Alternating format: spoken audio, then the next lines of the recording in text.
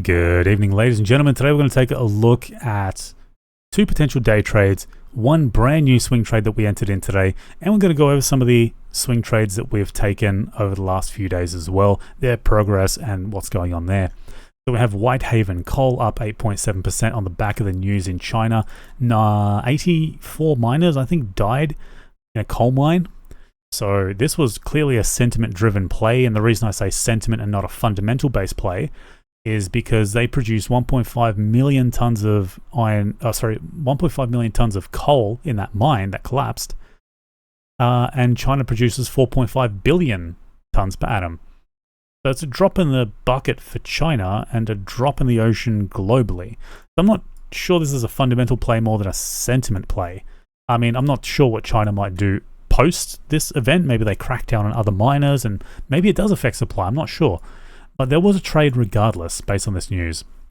So there would have been about a 2% play because realistically it would have taken the range break, and then once it popped a second time, it came back into range, probably would have taken about 2%. This is all in hindsight, mind you. I don't think I ever would have taken anywhere near 8% on this. It is what it is. We also had Qantas. This was sort of a smooth brain trade, and it was the other day as well. I think you guys might recall that I didn't really like trading it the other day as well. It was a shocker. So oil gapped down, like, I can't remember what it was it 10%? It's around $91 per barrel. And yeah, so what we have is a secondary range break, and this is why I don't like it. It breaks down, range break to the upside, comes back down to double bottom for some reason on this news, or this sort of catalyst event, and then it rallies again and finally breaks to the upside. And I really don't like the book. I don't like the stock. I have 100% loss rate on this. I'm pretty sure anyway. So Qantas is kind of my black book of trading. You can just look at this daily chart. Look at this dog shit, gappy, fucking horrific daily. That should tell you everything you need to know about this fucking stock and trading it. So don't like it.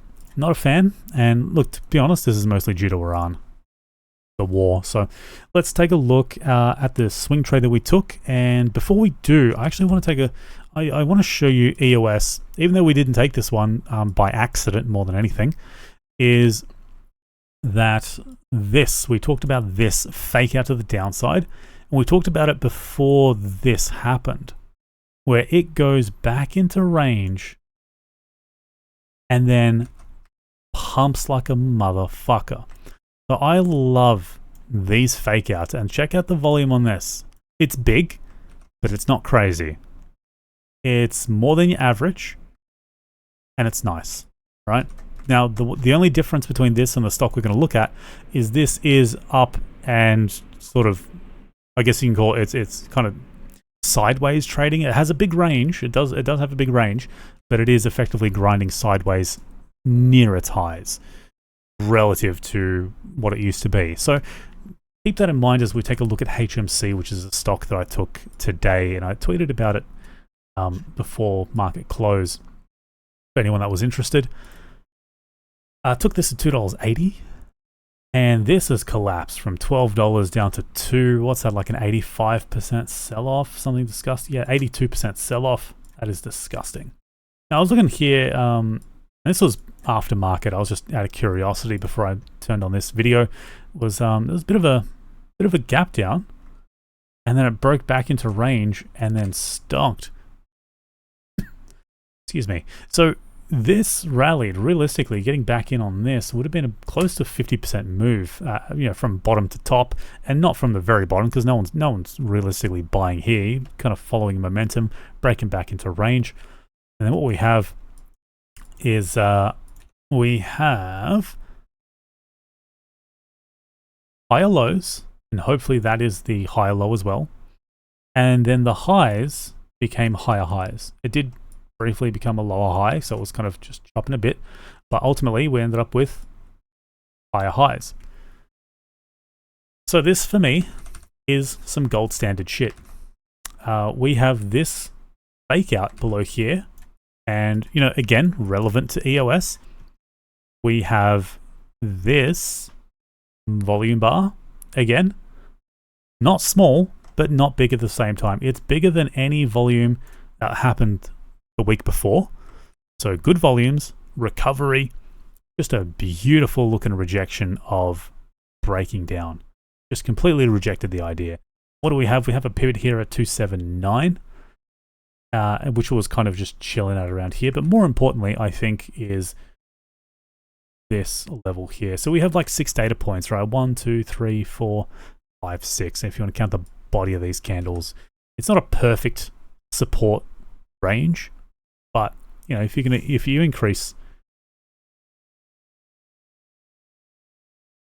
that, then you've got a bit of a wider support level.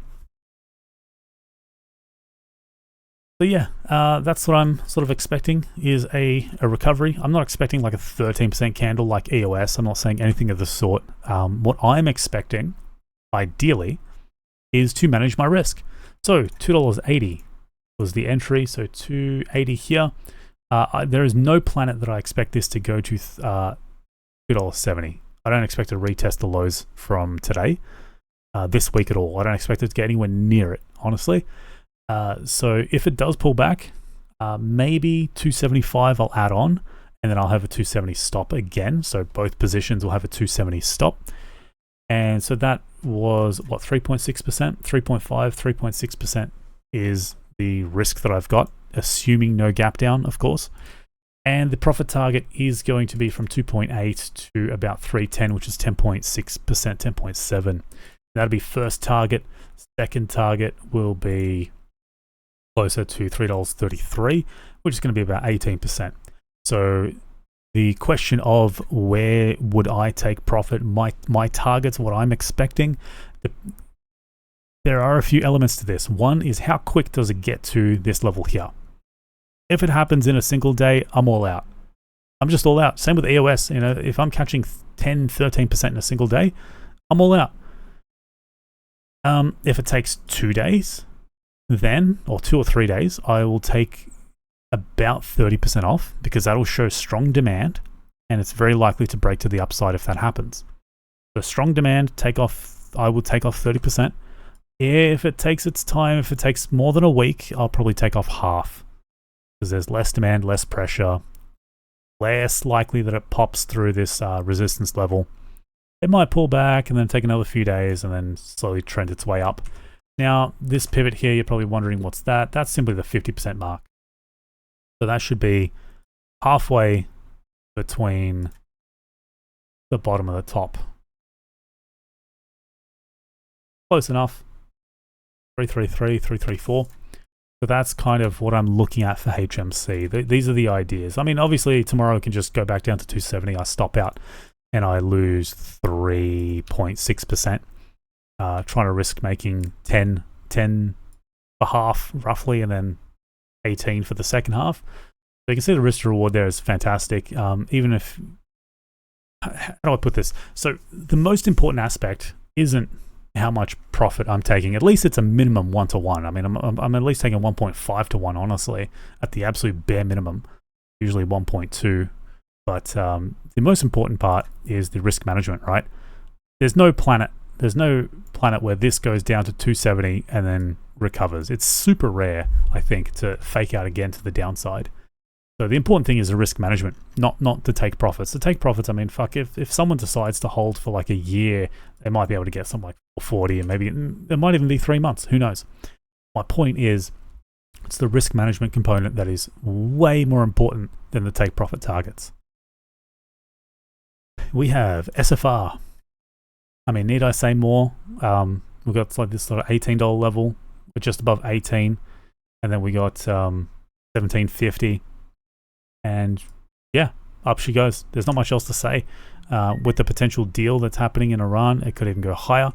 It's important to take note of what's happening on copper futures. Sorry, that's not copper futures. Copper futures, fantastic. Just as long as there's no solid red bar, you know, because it will potentially happen intraday. This runs 24 hours, 5 days a week. What else have we got? ELD.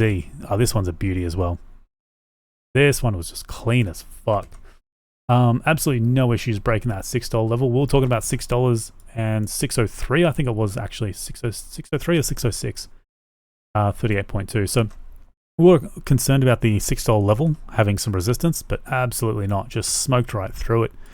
It's beautiful. So we got, what was it, 583 or 584? I can't remember. So, you know, it's up 5% already in 24 hours, which is just beautiful for a short-term swing. Again, targeting ideally somewhere between 628. I definitely would not be holding any more than 650. 650 is like 100% I'm out. There's just no way I'm holding it above 650. So, and again, the risk was really clear.